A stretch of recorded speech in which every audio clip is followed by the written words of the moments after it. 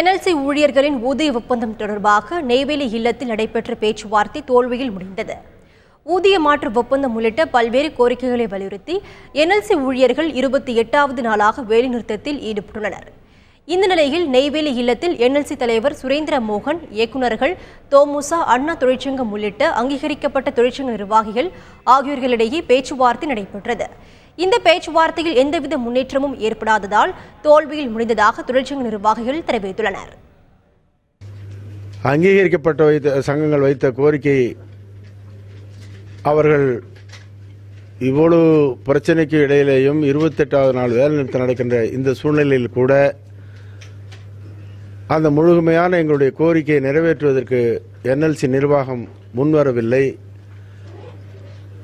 பேச்சுவார்த்தை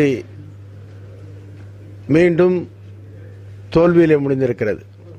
நிர்வாகம் தொடர்ந்து தாங்கள் கூறியதை கூறி வருகிறார்கள்.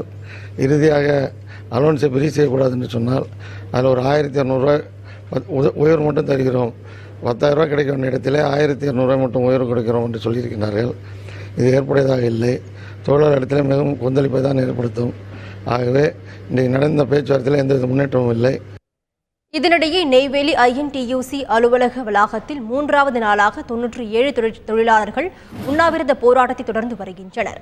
போராட்டத்தில் ஈடுபட்டவர்களில் 6 பேர் மயக்கமடைந்ததை அடுத்து மருத்துவமனையில் அவர்கள் அனுமதிக்கப்பட்டுள்ளனர்.